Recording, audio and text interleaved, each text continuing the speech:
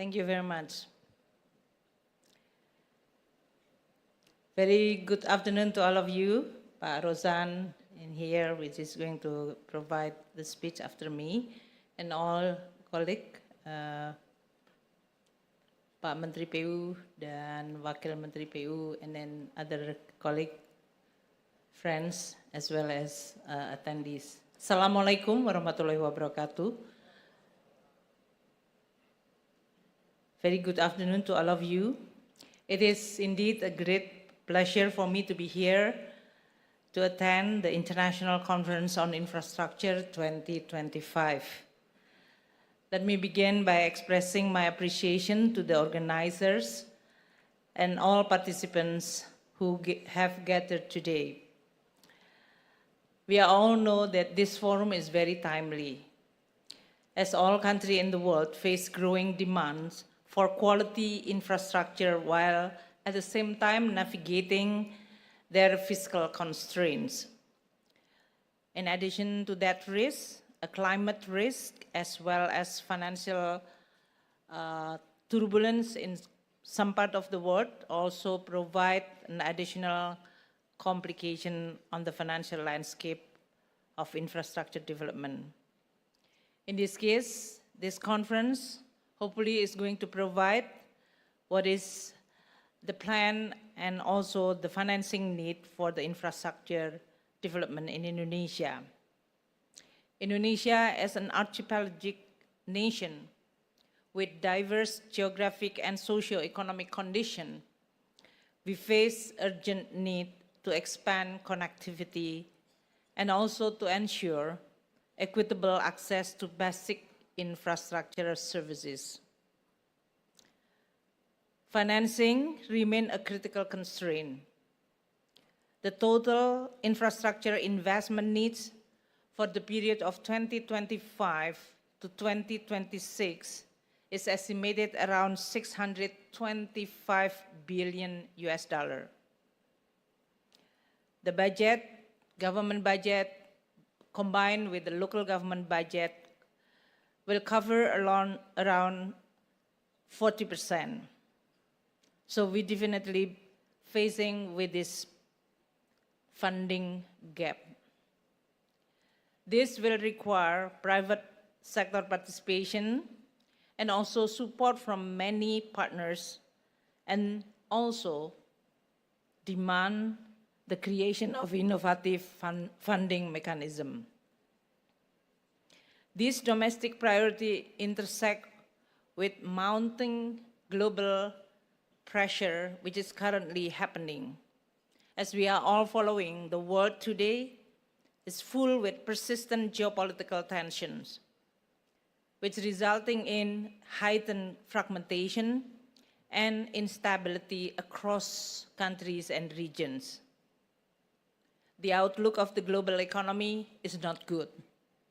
The OECD forecasts a decline in global GDP growth from 3.4% in 2024 to only 2.9% in 2025. The World Bank in the past 2 days has released a new report that the global economic growth 2025 will weaken 0.4% to only 2.3%.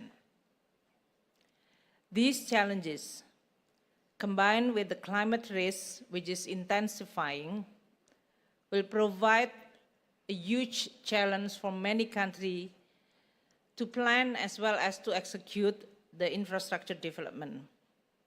The World Meteorological Organization has also issued warning that global temperature may reach record high over the next 5 years. This will intensify both the environmental as well as social economic vulnerability. The growing risk could also displace. The estimated of the displacement is around 260 million people within their own country that could be and will be displaced by 2050 because of the climate change. So with the risk of the climate change, it will demand a new level of infrastructure resilience. Extreme weather, the energy transition, and environmental degradation require us to go beyond physical construction and integrate long-term sustainability.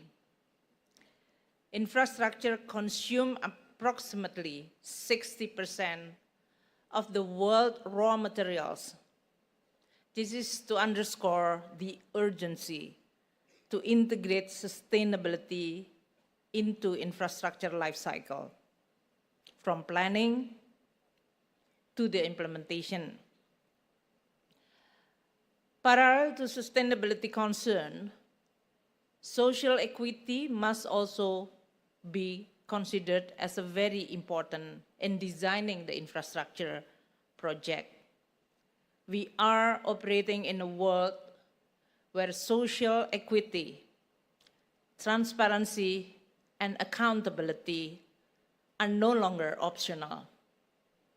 Infrastructure must be inclusive, bridging the gaps not just between regions, but also between people. So in short, infrastructure today is no longer just about connecting roads, ports, and cities. It is about connecting development with the impact. Sustainable infrastructure must fulfill a dual imperative. It must be designed with climate resilience and environmental responsibility, while also at the same time delivering inclusive outcome aligned with Sustainable Development Goal. So ladies and gentlemen, colleagues, friends, building infrastructures at the scale and speed needed in developing economy is extremely hard. It requires massive financing resources. It also requires strategic policies and sustained commitment, both from the public as well as private sector alike. Funding and financing policies must evolve accordingly. And I need to emphasize this afternoon that the difference between funding and financing to be able to attract private capital. In short, funding is defined as about who ultimately pays the services provided by the infrastructure. Who ultimately pays the services provided by the infrastructure. While on financing side, it is about who puts up the initial capital to build the project. The two, funding and financing, are deeply interconnected. If a project doesn't have a credible funding plan, meaning that it is not clear who ultimately is going to pay, it doesn't matter how fancy the financing structure is, investors will smile politely, nod, and walk away.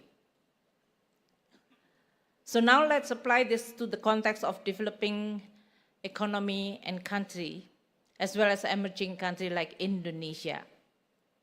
While we are facing infrastructure gap, which is compound with public expectation, a high public expectation, but at the same time facing with limited fiscal space.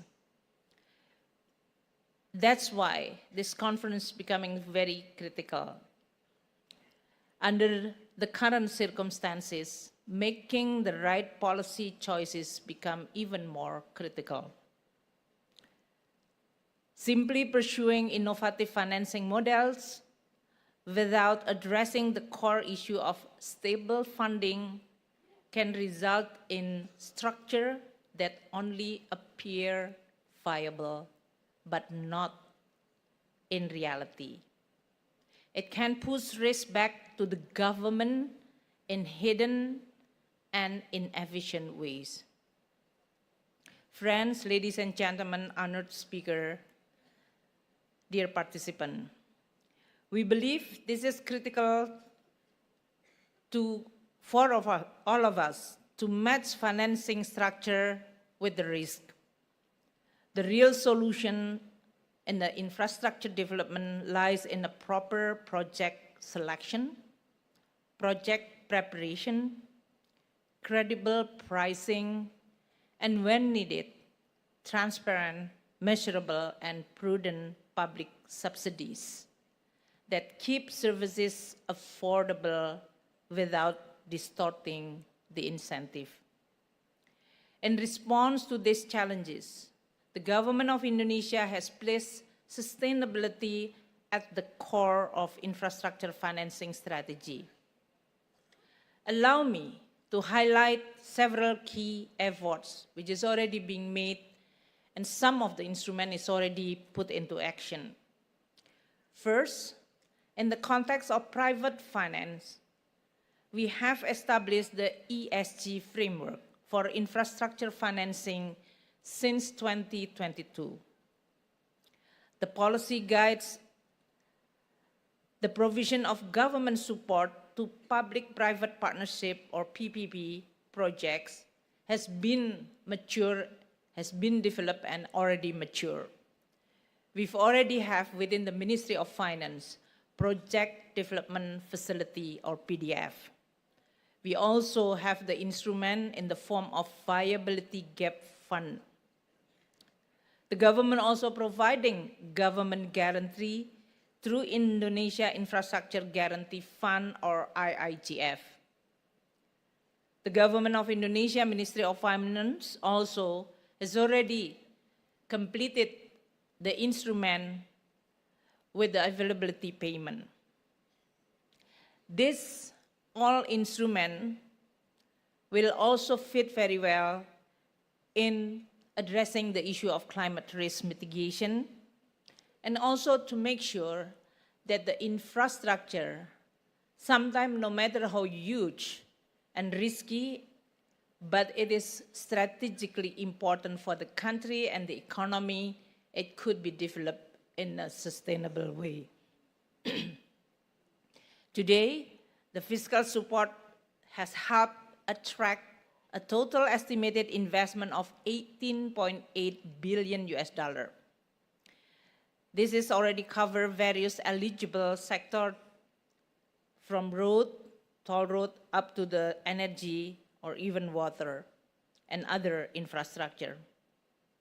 This demonstrates that the government commitment to inclusive and sustainable infrastructure development in Indonesia has actually a long way preceding this government that is ready to be discussed and to be used by any existing investor or new investors in the infrastructure development.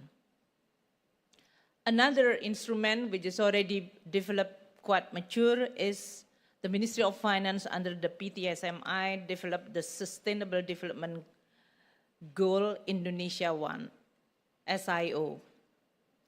The SDG Indonesia 1 platform has been built and designed to represent a strategic step toward promoting sustainability through blended finance. This is especially important in addressing, on the one hand, fiscal constraint in delivering public infrastructure. On the other hand, the valuable project is very, very needed by the country, by the society, as well as by economy. This SDG Indonesia 1 platform is already accelerating the implementation of blended finance concept. The blended finance concept is already being discussed in many international fora, especially if you are all a regular attendance of discussion or meeting related to climate finance.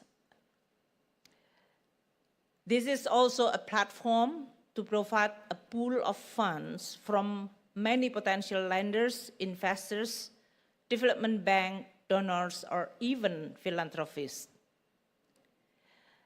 The SDG Indonesia 1 was established since 2018. It is now under the management of PT Sarana Multi-Infrastructure, or PTSMI, which demonstrated significant progress. It's successfully reaching commitment from 38 partners, amounting $3.29 billion US. And currently, $399 million US has been disbursed. The services under this platform providing SDG financing facility, SDG development facilities, SDG de-risking facilities, and SDG equity fund. To date, the SDG Indonesia 1 has contributed to 111 projects development and 7 project financing. The SDG Indonesia 1 also contributed to developing ecosystem enabler by providing 96 ecosystem enabler activities, including capacity building, business matching, event or forum, and product development. In the area of public finance, we also already issue a lot of fiscal instrument according to the theme. We call it thematic bonds. Indonesia is among the emerging countries which is first issued the global green bond, even designed in a Sharia way. So we actually among the first country who issue domestic as well as globally green sukuk. Our total issuance has already reached $6.6 billion US globally. Domestically, we already issue 78.7 trillion rupiah. So these are all the experience that we've already accumulated through many decades. And this hopefully is going to provide a strong platform as well as instrument for the government under President Prabowo, who will also launch infrastructure development, especially emphasizing through private participation. We definitely also hope that all this is going to be enhanced even further. Bayangkan betapa besar pahala yang akan didapatkan dari satu Al-Quran yang kita wakafkan. Assalamualaikum Bapak, Ibu, dan Kakak donatur sekalian. Alhamdulillah tim Yayasan Al-Quran sedang mempersiapkan proses penyaluran wakaf Al-Quran atas nama Bapak, Ibu, dan Kakak donatur untuk para santri yatim penghafal Al-Quran, pondok pesantren, TPQ, dan masjid sekitar yang membutuhkan. Nama Bapak, Ibu, dan Kakak donatur akan dituliskan di bagian cover mushaf Al-Quran sehingga bisa didoakan secara khusus oleh para santri dan yatim penghafal Al-Quran setiap saat. Insya Allah, ini akan menjadi pahala jariah yang tidak akan terputus. Yuk kita terus tebar mushaf Al-Quran untuk santri dan yatim penghafal Al-Quran yang membutuhkan. Insya Allah akan menjadi pahala jariah dari setiap ayat yang dibaca dan dihafal oleh mereka.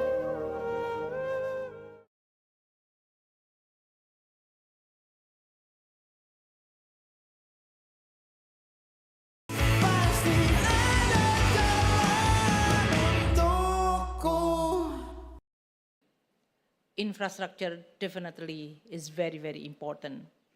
Let us all working together in order for us to be able to achieve our goals, while at the same time, financially for many of the private participation can be viable and attractive so that we are going to create a win-win partnership. Thank you so much. Thank you very much, Your Excellency Ibu Sri Mulyani Indrawati, for your insights and the keynote speech just now. Once again, would like to extend our gratitude and our thank you for your presence and support to this event. And ladies and gentlemen, to continue this agenda, we now invite a leader who is advancing Indonesia's investment climate, particularly in driving long-term capital into priority infrastructure sectors. Please welcome to the stage Minister of Investment and Downstream Industry, CEO of Danantara, His Excellency Bapak Rosan Roslani.